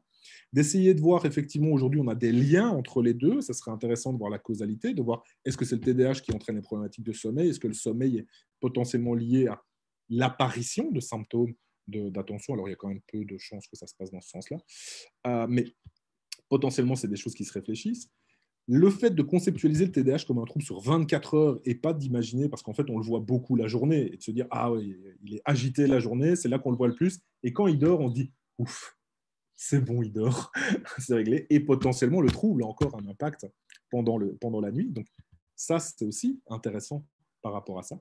Et donc, après, de réfléchir à l'évaluation des interventions sur le sommeil pour les personnes atteintes de TDAH. Et c'est là qu'on en arrive, notamment chez l'enfant, avec notamment des interventions et cette idée de grands principes à développer dans le cadre de la gestion du sommeil. Donc, il y a des grandes règles à poser dans la question du sommeil, comme par exemple aller au lit tous les jours à la même heure, des siestes encore quand l'âge est approprié, d'établir des routines d'endormissement qui vont inclure notamment de la lecture de l'enfant pour la lecture avec l'enfant pour qu'il puisse s'apaiser, faire attention aux conditions environnementales, donc la température, le bruit, la lumière de la chambre, les repas avant de dormir, que ça soit pas trop lourd, que ça soit pas trop difficile à digérer, ce genre de choses qui peuvent être importantes. Bon, idéalement, hein, chez l'enfant, c'est d'avoir tendance à ne pas donner de caféine ou des excès de sucre avant de dormir. Et je dis ça réellement parce que j'ai déjà eu plusieurs patients d'enfants de 7-8 ans qui buvaient du café. Donc, c'est assez particulier, mais ça peut un peu agiter les gens. Hein. Enfin, voilà. Donc, ça a l'air d'être du bon sens, mais encore une fois, c'est de la psychoéducation, de l'hygiène de vie dans certains cas. Limiter les écrans à 2 heures maximum par jour chez les enfants très jeunes et notamment aussi de les arrêter 2 heures avant d'aller au lit, donc de trouver d'autres activités. Donc l'idée, c'est que c'est très bien de vous dire ah, il faut arrêter les écrans 2 heures avant d'aller au lit, mais en gros, vous faites quoi à la place? D'accord? Donc il y a toute une série aussi d'éducation, des fois avec les parents, d'avancer avec les parents pour justement donner des stratégies, de savoir quoi faire avec l'enfant et ainsi de suite pour occuper ce temps avant d'aller se coucher. Avoir une activité physique en journée facilite aussi le sommeil. Donc, c'est aussi une chose qu'on va essayer de développer avec idéalement une sortie tous les jours dehors, justement d'éviter d'être enfermé, pour justement aussi avoir ce cycle quand même de la journée. Quand on est à l'intérieur, il y a des fois où on ne voit pas le temps passer. Et donc, ce cycle matin, midi, soir, en gros, bah, certains enfants ne le voient pas passer et ça ne facilite pas non plus, des fois, à certains endormissements. Par exemple, il existe des interventions de la guidance parentale spécifiques notamment pour des enfants d'âge scolaire, d'accord, avec un TDAH et d'essayer de voir quels sont les effets de ces interventions. Et effectivement, je vous ai mis globalement l'intervention ici. Hein. Donc, en gros, ça commence par de la psychoéducation sur le sommeil, le TDAH, la présentation du fait que ça peut être efficace, l'efficacité des approches comportementales. On travaille l'hygiène de vie directement, hein, donc on ne travaille pas que le sommeil, mais les routines du soir, les écrans avant de dormir, les temps de sommeil, et ainsi de suite. C'est toutes des choses qu'on va expliquer évidemment aux parents. Les semaines 2, on va faire un follow-up, savoir comment ça se passe, comment c'est en train de se mettre en place et de voir un peu comment on peut avancer là-dessus. Semaine 3, on va travailler sur l'hygiène alimentaire, notamment la caféine, les épices, les aliments trop riches, et notamment digestion avant l'endormissement. Le contrôle des stimuli de l'environnement de l'enfant, comme je vous en ai parlé, hein, donc la température, le bruit, les lumières, et ainsi de suite. On refait une semaine de follow-up, et après, on a des stratégies plus larges d'intervention, notamment sur les comportements en lien avec le TDAH et des difficultés par rapport à ça. D'accord ? Donc, on voit qu'il existe aujourd'hui des essais d'intervention par rapport à ça, et globalement, c'est assez intéressant parce que les effets sont à la fois et sur l'enfant, mais également sur les parents, c'est-à-dire qu'on va voir que les parents, quand on met ça en place et que la routine de sommeil est en train de s'installer, globalement, les parents sont moins anxieux, potentiellement leur niveau de stress diminue, d'accord ? Bon, il n'y a pas d'action sur la dépression parentale, ça, il y a d'autres interventions à voir là-dessus, mais globalement, déjà, de baisser leur stress et de baisser leur anxiété par rapport à cette phase qui peut être très compliquée pour certains parents. Il y a des parents qui anticipent de manière assez catastrophique l'heure du sommeil de leur enfant, ce qui ne facilite pas la mise au lit. Et donc, d'avoir tout ce travail de comprendre comment ça se passe, de gérer l'environnement, de bien saisir aussi les notions à mettre en place au niveau alimentaire, des écrans et ainsi de suite, sur justement le sommeil, va faciliter petit à petit l'endormissement de l'enfant. Donc, c'est vraiment un accompagnement aujourd'hui parental par rapport à ces aspects de sommeil, quand on n'est pas dans un trouble du sommeil, évidemment, mais dans un accompagnement de la mise au lit, un accompagnement de cette phase, justement, qui peut être problématique dans le cadre du TDAH. Donc, on voit à quel point ça peut être aussi indispensable d'intervenir là-dessus, toujours en accompagnant les parents pour le coup. Et donc, en conclusion, ce que je voulais vous dire par rapport à tout ça, hein, c'est que l'hygiène de vie, ça fait vraiment partie de la première recommandation de prise en charge du TDAH. Vous n'avez pas d'option, en fait. C'est-à-dire que si les parents, en fait, et même les patients ne comprennent pas ce que c'est le TDAH et ne sont pas en capacité d'avoir une vie, alors, je ne dis pas de moine, hein, on fait bien attention par rapport à ça, hein, mais d'avoir une vie quand même à minima contrôlée et à un minima correcte, c'est beaucoup plus difficile de gérer l'intensité du trouble. D'accord ? Donc, évidemment que ces interventions de base, elles sont bonnes pour tout le monde, okay, mais dans le TDAH, où on va fluctuer comme ça, l'objectif, c'est aussi d'essayer de stabiliser cette intervention le mieux possible. D'accord ? Donc, de manière générale, pour l'alimentation, c'est l'alimentation la plus saine possible qui est recommandée. Il n'y a pas spécialement de régime spécifique aujourd'hui qui peut montrer une efficacité 100% dans le TDAH. Donc, vous avez beau exclure tout ce que vous voulez, potentiellement, vous n'aurez pas d'effet. On n'en sait rien, en fait. Donc, aujourd'hui, on est plutôt sur des questions de tests de régime, comme je vous ai dit, où on teste les sensibilités. Hein. Donc, on retire un maximum d'aliments allergènes et on essaie de les réintroduire un par un et on voit un petit peu comment ça se passe. Et donc, pour ça, il faut être accompagné par des médecins diététiciens formés à la question du TDAH, mais aussi de ces approches-là pour voir à quel point ça peut fonctionner ou pas sur l'intensité des symptômes. Donc, autant vous dire que globalement, ça ne court pas les rues, hein, ce genre de personnes, mais potentiellement, ça peut avoir un intérêt quand même dans le cadre du TDAH. L'activité physique, ça doit être pensé comme une méthode thérapeutique additionnelle d'office, hein, donc on est vraiment sur quelque chose qui vient s'ajouter, voire en fait qui devrait être prioritaire, c'est-à-dire que quand vous avez un enfant, alors selon les retentissements éventuellement, hein, mais un enfant avec un diagnostic de TDAH, de mettre une activité physique qui l'intéresse, qui le passionne et dans laquelle il va s'engager, devrait être une priorité dans le cadre des patients qu'on suit. Les écrans, il faut arrêter de se focaliser sur le temps d'écran, ça n'a pas de sens, c'est leur utilisation qui va être importante, et notamment le fait de bien gérer ce temps d'écran, de comprendre comment on l'utilise, et surtout aussi de pouvoir accompagner, encore une fois, la compréhension de cette utilisation, et que ce n'est pas parce que vous retirez l'écran que potentiellement vous retirez le problème, parce que ce qui est possible, c'est que l'écran est utilisé justement pour masquer le problème, et donc je pense que ça nécessite vraiment justement un travail d'accompagnement, donc notamment des parents, mais aussi de l'enfant, éventuellement de l'adolescent, sur cette question de l'écran, ce que ça entraîne, les difficultés potentielles, et surtout le fait que c'est l'interaction entre les gens qui pose le plus de problèmes. C'est le manque d'interaction qui crée souvent le plus de problématiques aujourd'hui. De voir par rapport à ça, je pense que c'est aussi important de voir que chez certains adolescents, la surutilisation d'écran, c'est une symptomatologie d'un autre problème, d'un manque d'interaction également, et donc de potentiellement de s'enfermer avec un outil, d'accord? Ici, ça sera les écrans, mais potentiellement, ce n'est pas l'écran en lui-même le problème. Je pense que c'est vraiment important de se centrer là-dessus. Au niveau du sommeil, encore une fois, pour conclure, c'est considérer sans aucun doute que ça fait partie du TDAH parce qu'énormément de patients présentent des difficultés de sommeil et que ça doit être pris en charge au même titre et qu'il existe aujourd'hui des accompagnements spécifiques du sommeil, de la guidance parentale. Je n'arrêterai pas de souligner ces interventions qui me semblent les plus importantes aujourd'hui, d'accompagner les parents par rapport aux problématiques que leurs enfants rencontrent, plutôt que de partir d'un principe de traiter d'office l'enfant et rien que l'enfant dans cet accompagnement. Je pense que c'est surtout aussi le système dans lequel ça évolue sur lequel il faut travailler. Et donc, l'ensemble de ces quatre éléments, ils peuvent être gérés par des accompagnements spécifiques et notamment, d'ailleurs, dans le travail avec les parents. Je vous remercie d'avoir été là, d'avoir écouté cette intervention. Et donc, je vais là-dessus regarder un petit peu les questions, de voir un peu et d'échanger sur ces points-là. Donc, vraiment, n'hésitez pas. Je reste dispo. On peut se prendre justement cette petite 25 minutes, une demi-heure d'intervention, questions-réponses. Donc, n'hésitez pas, évidemment.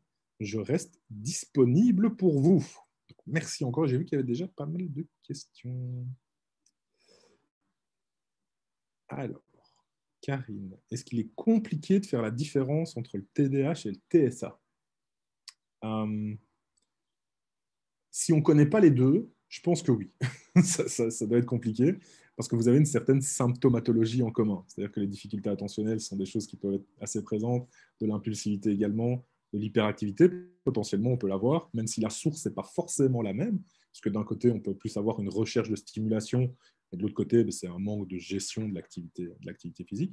Maintenant, il y a quand même des symptômes qui ne trompent pas, en fait, en règle générale, notamment dans le TSA, le manque de compréhension, alors potentiel, le manque de compréhension de la communication non verbale, cette difficulté à la communication sociale, qui peut être très difficile, le fait d'avoir potentiellement des intérêts restreints, également, des comportements répétitifs, on peut potentiellement retrouver aussi dans le TSA. Et donc, c'est quand même les 3 symptômes cardinaux, en gros, du TSA. Alors, c'est beaucoup plus fin que ça. Hein. Je caricature évidemment, c'est beaucoup plus fin que ça. Mais globalement, qui font quand même bien la différence en termes développementaux entre les deux. Alors, évidemment que vous avez toujours des aspects un peu limites entre les deux. Vous avez aussi des comorbidités qui sont présentes, c'est-à-dire les deux sont présents en même temps. D'accord ? C'est normal, puisqu'ils ont des conditions aussi neurologiques qui se recoupent, hein, ce qu'on appelle les overlaps, les recouvrements d'un point de vue neurologique qui se recoupent à un moment donné. Donc oui, potentiellement, ça peut être difficile.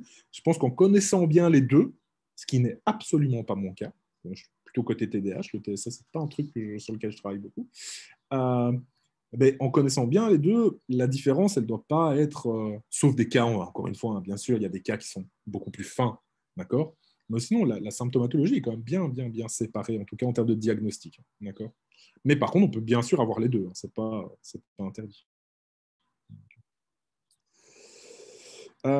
Priscilla, si on introduit le méthylphénidate pour traiter le TDAH d'un enfant chez qui on observe des difficultés d'endormissement, ça retarde le moment du coucher en se posant très fermement. N'y a-t-il pas un risque de voir renforcement de ce problème de sommeil? Est-ce qu'on ne peut pas y remédier par l'utilisation de la mélatonine? Ah, fallait questionner le docteur Wevell là-dessus. C'est pas moi qu'il fallait questionner. Alors, effectivement, si le traitement n'est pas forcément bien donné, vous pouvez avoir effectivement des retentissements et notamment des décalages de phase d'endormissement. Euh, donc, donc, on sait qu'un des effets secondaires, effectivement, dans le cadre du, du- du traitement, c'est potentiellement des problèmes de sommeil qui sont associés, mais souvent sont réglés par le suivi, en fait. C'est-à-dire que quand on trouve le bon dosage, la bonne façon de prescrire et cette bonne façon d'agir, et potentiellement d'avoir de bonnes routines derrière, je pense qu'il y a moyen de le gérer, d'accord? Alors après, la mélatonine, personnellement, je ne connais pas, enfin, je sais ce que c'est, mais globalement, je sais qu'il y a des traitements associés, donc enfin, ce n'est pas vraiment un traitement, parce qu'on peut en avoir sans prescription médicale, mais qui facilitent l'endormissement. C'est à voir, en fait. Je pense que c'est vraiment avec le médecin qu'il faut en parler. Moi, je suis juste neuropsy, donc voilà. Je préfère laisser la parole à ce moment-là à des médecins confirmés sur cette question. Ça peut entraîner des difficultés. La mélatonine, oui, peut être une solution annexe et complémentaire, mais dans certains cas, elle ne va pas être suffisante. Ça va vraiment dépendre du cas, je pense. Est-ce que le TDAH est examiné pour les personnes qui sont en surpoids? Ça devrait. Alors, en surpoids, peut-être pas, mais si il y a une consultation, si on est dans des consultations d'obésité, alors je sais que, alors moi en Belgique, il y a une consultation spécialisée effectivement dans les problématiques alimentaires, et notamment de l'obésité morbide, où la question du TDAH est systématiquement posée sur ces aspects d'impulsivité, c'est-à-dire de faire le suivi temporel de l'apparition de certains symptômes pour voir si l'abus de consommation justement de nourriture en grande quantité ne serait pas lié à d'autres mécanismes en prévalant. Je ne sais pas ce qu'il en est en France aujourd'hui dans des structures spécialisées dans ce côté-là.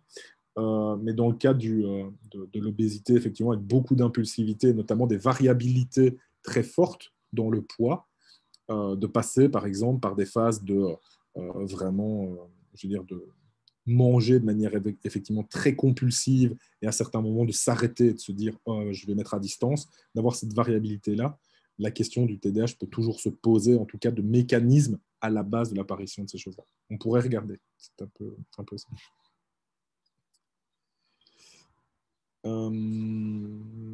Est-ce qu'il est vrai que les colorants de bonbons peuvent déclencher chez certains enfants de l'hyperactivité?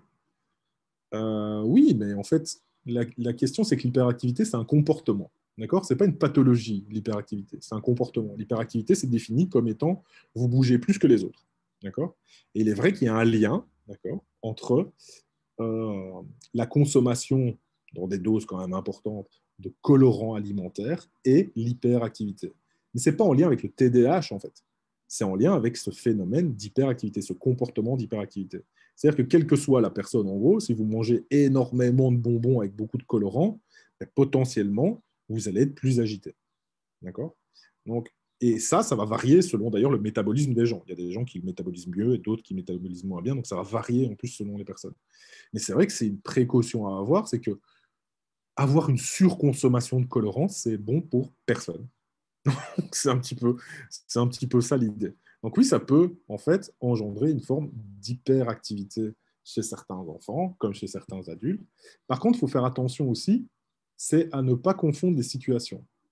C'est de se dire que une super, j'ai plus la référence en tête, mais il y avait une super étude sur le sujet, sur les liens justement entre les grosses consommations de sucre, de colorants et ainsi de suite, et notamment les activités dans lesquelles ces consommations de sucre apparaissent.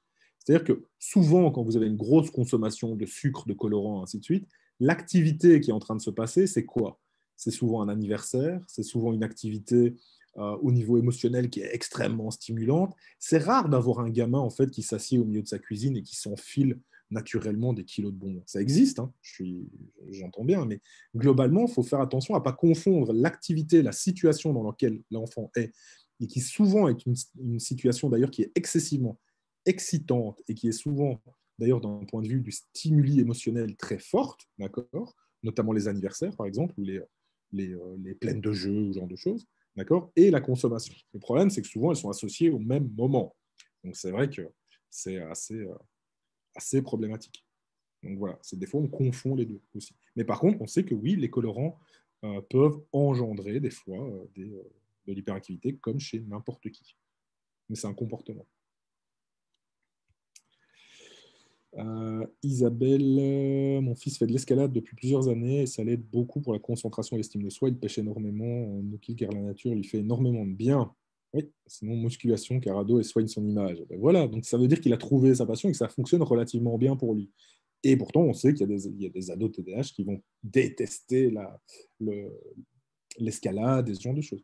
Donc c'est vrai qu'il y a vraiment cette idée de motivation et d'intérêt par rapport à l'activité, et notamment de ce que ça lui apporte. Alors en plus, dans son cas, effectivement, il y a le lien de le faire dehors, c'est encore mieux, et le lien à son image de lui. Donc on a vraiment un aspect global qui joue. Et donc on voit bien que ce n'est pas tant l'activité, c'est aussi l'ensemble qui va jouer dans son cas.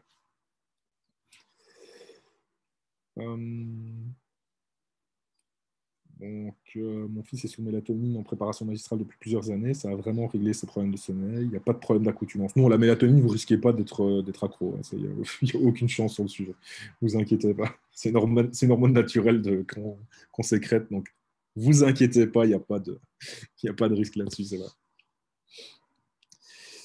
Alors, Marine, quelle solution existe-t-il pour aider à la gestion de l'impact du bruit? C'est une des principales difficultés que je rencontre, que ce soit au travail, dans la vie quotidienne. C'est un impact très important sur et à cause de mon TDA. Okay. Existe-t-il des coques anti-bruit qui isolent suffisamment quand le besoin s'en fait sentir?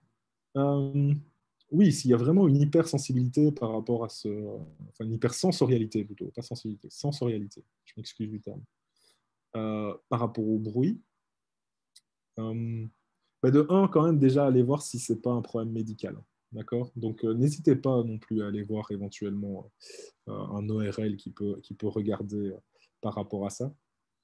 Donc, ça, il y a ces questions-là, effectivement. Et effectivement, le bruit intense, long et répété peut vraiment entraîner de la fatigue et effectivement accentuer des symptômes de TDA. Donc, ça, je peux vraiment comprendre ce lien-là qui apparaît. Alors, est-ce qu'il existe des coques anti-bruit? Les coques anti-bruit, soit vous passez au casque de chantier, mais des vrais casques de chantier, hein, pas ceux qu'on trouve dans les magasins et les supermarchés, d'accord, un vrai casque de chantier. Là, a priori, ça isole vraiment, vraiment, vraiment bien, hein, d'accord, parce que l'objectif quand même, c'est d'éviter quand il y a des travaux, vraiment des trucs de fou, de ne pas se faire éclater les tympans. Sinon, il existe effectivement toute une série de casques, type casque, je vais dire, pour la musique et ainsi de suite, avec des systèmes anti-bruit. Le problème des systèmes anti-bruit intégrés, c'est que ça marche très bien contre les sons continus.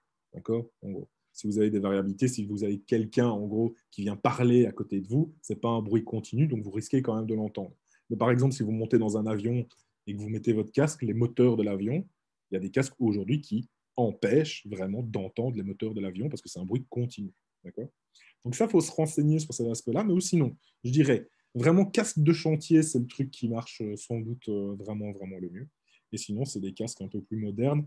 Mais après, le prix est proportionnel au fait que le système anti-bruit fonctionne mieux. Donc, voilà. Donc ça existe, bien sûr.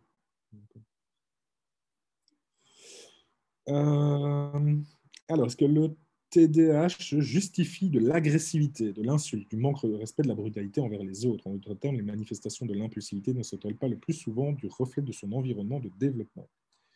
Alors, il y a plusieurs trucs à aller regarder alors, dans ce cadre-là. C'est-à-dire que, oui, l'impulsivité peut amener à de l'insulte. D'accord? C'est clair et net. Et je pense que ça arrive naturellement chez n'importe qui, ou même dans les conversations communes, c'est quand même assez fréquent. Oh putain, celui-là, vraiment, c'est difficile. D'accord? Et donc, il y a des gens qui ne peuvent pas se retenir de cet aspect-là. Et selon les régions dans lesquelles on vient, putain, c'est une ponctuation. Hein. Donc, il faut quand même être clair sur cet aspect-là. Donc l'impulsivité peut effectivement engendrer cet aspect-là, d'accord, et du manque de respect à certains moments, c'est-à-dire qu'on réfléchit après avoir parlé. Okay. Donc ça peut arriver. Est-ce que ça justifie l'agressivité en elle-même, c'est-à-dire la volonté de nuire à l'autre? Okay. Non. D'accord, ça faut être très clair. Un TDAH, ce n'est pas agressif avec cette volonté d'aller vers l'autre. Okay. Donc, l'idée, c'est qu'il y a toujours un déclencheur dans ce cas-là. C'est souvent de la réaction. Alors, on le justifie comme de l'agressivité parce qu'on n'a pas vu le moment déclencheur. Alors, il a été agressif au départ, mais il y a quasiment toujours un moment déclencheur. Et l'impulsivité, c'est l'incapacité de se retenir à. Okay, donc ça, c'est important quand même à le voir. Par contre, vous avez des troubles du comportement, d'accord, comme des troubles des conduites, par exemple, où l'agressivité fait partie du diagnostic. C'est-à-dire que l'agressivité envers l'autre, le fait d'aller transgresser les règles sociales et ainsi de suite, c'est une pathologie en tant que telle. Pathologie d'ailleurs qu'on ne diagnostique pas, à mon avis, suffisamment, parce qu'on a toujours tendance à dire « Oh, il a un trouble du comportement ». Mais dans les troubles du comportement, vous avez quand même plusieurs troubles différents. Ça va de l'opposition à la kleptomanie. Je pense quand même qu'il y a un monde entre les deux et que ça vaut la peine d'être plus précis que de dire il a un trouble du comportement.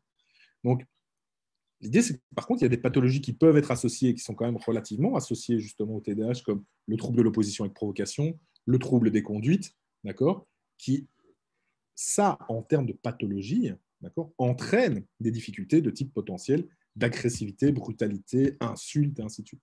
Mais là, on est dans des troubles du comportement. Et alors, là, le lien avec l'environnement, oui, il y a un lien avec l'environnement, parce que ce sont des troubles qui sont potentiellement systémiques. D'accord. Ce trouble, il ne peut apparaître que s'il a été renforcé à un moment donné, et surtout parce qu'il a été mal compris, c'est-à-dire mal géré. D'accord. Donc, c'est pas le fait de l'environnement n'est pas la cause primaire, il fait partie du système dans lequel ça s'est développé. Mais il y a des bases aussi bien génétiques et cérébrales aux troubles de type conduite qui font que si le système réagit mal à ces particularités-là, ben oui, forcément, vous avez un développement de comportement qui peut être difficile. Donc, l'environnement n'est jamais pleinement la cause de la question, d'accord. Le cérébral n'est jamais pleinement la cause. C'est pour ça que en psychiatrie, de manière générale, on parle de plus en plus de troubles épigénétiques. Hein, c'est le gène croisement avec l'environnement, et les deux sont liés. Mais le TDAH, c'est exactement la même chose, en fait. Donc non, le TDAH ne justifie pas de l'agressivité volontaire vers les autres, d'accord. Par contre, l'insulte et le manque de respect, potentiellement, ça peut être lié à de l'impulsivité, on ne s'est pas retenu d'eux. La brutalité, ça dépend s'il y a un déclencheur à la base ou pas. Si c'est une volonté d'eux, on n'est pas dans le TDAH, on est sur autre chose qui est derrière. Aux États-Unis, il a été dit que des enfants étaient traités pour TDAH alors que c'était dû à certains colorants. Bah, ça, c'est une erreur de diagnostic alors. Donc, moi, je dois faire l'amalgame entre les deux, mais c'est une erreur de diagnostic, c'est que ces enfants n'étaient pas TDAH. C'est un petit peu ça, en gros. Donc, c'est l'erreur de diagnostic, c'est l'erreur des professionnels de l'avoir diagnostiqué de cette façon.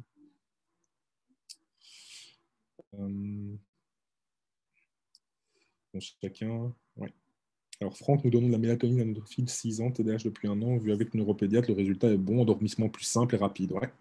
Oui, je pense que ce sont des choses qui se mettent de plus en plus en place, hein, avec des résultats qui sont assez intéressants. Alors après, moi, je n'ai pas fait de recherche spécifique sur la question de la mélatonine, de ses effets, et ainsi de suite. Je n'ai pas regardé ces aspects-là.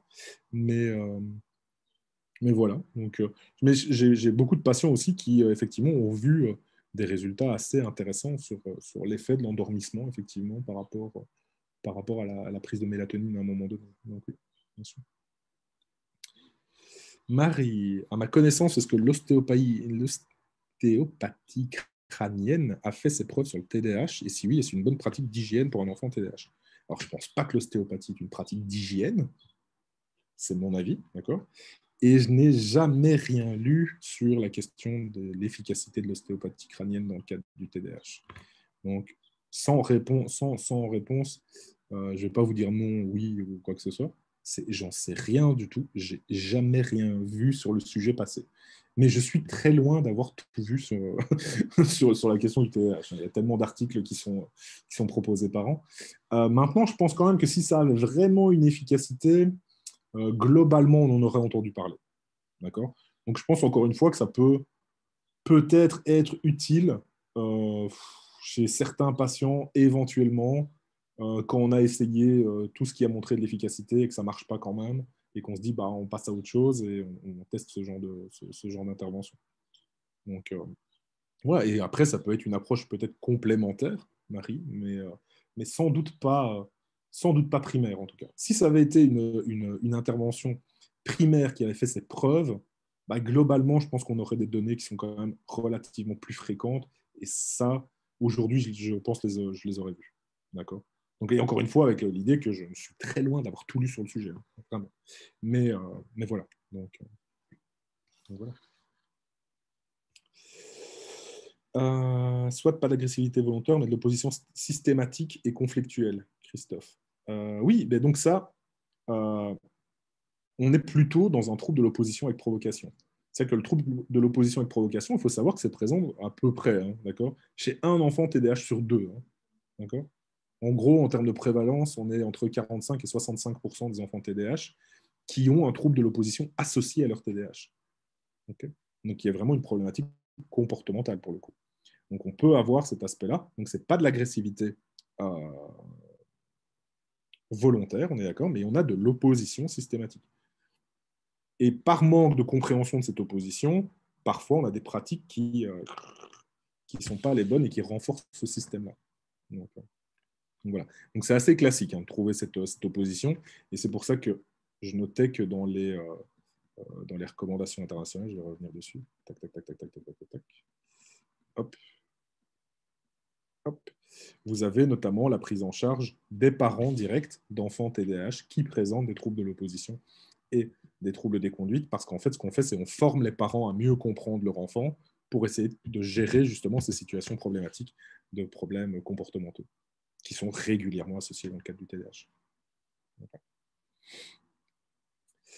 Dans ma famille, après avoir mis une bonne hygiène de vie en place, cela ne suffisait pas, exactement. Et donc, le pédiatre a prescrit de la mélatonine en plus. Ouais, donc ça, c'est vrai, effectivement.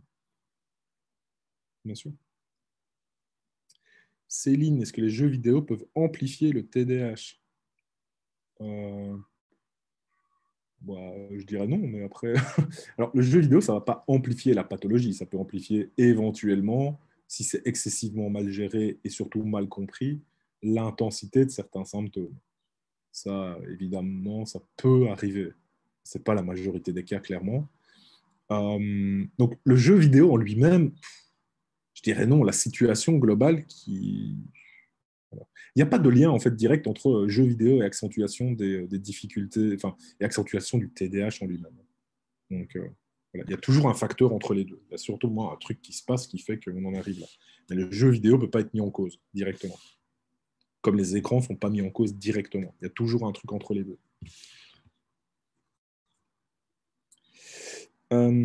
Est-ce qu'un médecin généraliste ou un pédiatre, est-ce qu'il est formé pour détecter un TDAH et donner des médicaments? J'ai pas envie de me mettre les médecins à dos, moi. Euh, Aujourd'hui, il y a des volontés et des efforts pour former les médecins généralistes à faire de la détection de TDAH. Donc oui, il y a des efforts qui sont fournis.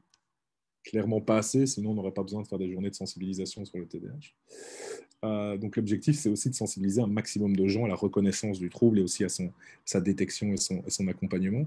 Je pense que les pédiatres sont un petit peu mieux formés sur le sujet, mais je ne pense pas, encore une fois, que ce soit de manière suffisante à l'échelle de la présence du TDAH dans la population. Mais je pense en fait que globalement, il n'y a pas il y a pas assez de professionnels formés tout court en fait. C'est pas la question de médecins généralistes, de pédiatres, mais il faut savoir que même les pédopsychiatres ou même les neuropédiatres sont pas assez formés aujourd'hui à cette question-là. Vous en avez, et je ne fais pas une généralité parce que vous en avez qui sont exceptionnels. Et en fait, c'est pas qu'ils sont exceptionnels, c'est qu'ils font leur métier, quoi. C'est qu'ils sont capables de diagnostiquer convenablement, ils sont capables d'évaluer, ils sont capables de regarder, d'accompagner des patients. Et vous en avez encore une trop grande quantité, d'accord, qui aujourd'hui euh, euh, n'ont pas ces compétences-là. Donc oui, mais par contre, je pense effectivement que ça avance. Donc ça avancera jamais assez vite. Je dis toujours ça. Et souvent, quand on a un public de TDAH, ça avance jamais assez vite.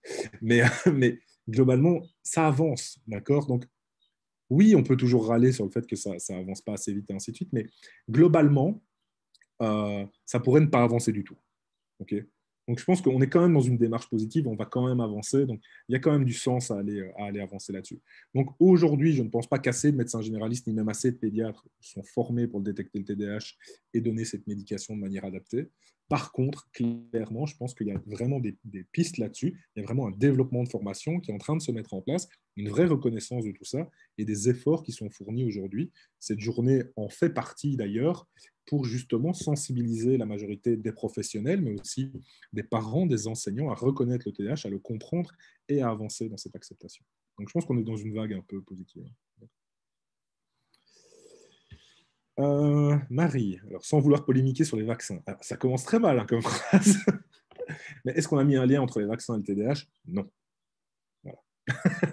En fait, il n'y a juste pas de polémique. En fait. Non, il y a pas de lien entre les vaccins là, et le TDAH aujourd'hui. En tout cas, pas d'études lues sur le sujet. Il n'y a rien sur le sujet. Donc voilà. Comme ça, vous savez. C'est une réponse simple et directe. Bon. Alors peut-être qu'il y en aura dans le temps, qui sait. Mais je ne veux pas lancer une polémique. Enfin, ça serait quand même ça. Bien. Mais en tout cas, nous voici à notre heure de fin. Donc, je vais vous remercier énormément, effectivement, pour toutes vos questions, pour toutes vos interrogations et aussi vos témoignages sur justement l'utilisation de la mélatonine, notamment sur les effets, effectivement, que ça peut avoir chez certaines familles. Donc, merci beaucoup, évidemment, à tous pour votre intervention. Et ben, j'espère qu'on se retrouvera, effectivement, hein, en lien soit avec les associations, j'espère ben, peut-être dans d'autres journées de sensibilisation, qui sait. Donc, continuez, effectivement, à diffuser les informations sur le TDAH. Merci beaucoup pour tout ce que vous faites en participant à ce type d'intervention. Hein. Vraiment, c'est ça aussi qui fait qu'il y a une vraie reconnaissance aujourd'hui du TDAH et que ça va continuer à évoluer. C'est aussi vous qui faites partie de cette reconnaissance. Donc, merci vraiment à tous là-dessus. Je vais vous souhaiter évidemment une excellente soirée. Bah, un excellent week-end, parce qu'on est quand même samedi 17h15, il est peut-être temps quand même qu'on profite de notre week-end. donc c'était aussi un excellent week-end. Et donc peut-être à bientôt sur d'autres interventions. On aura peut-être l'occasion de se croiser, je l'espère, en vrai. Qui sait, un jour, peut-être qu'on y arrivera. D'accord. Et Céline, oui, on peut revoir l'intervention évidemment en replay. Elle va être disponible sur les réseaux sociaux. Donc n'hésitez pas à continuer à suivre la page Typique Atypique, justement, où vous aurez toutes les informations pour pouvoir revoir tout ça en replay. Et donc, à tout bientôt, je l'espère, et je vous souhaite une excellente soirée, un excellent week-end. Allez, ciao.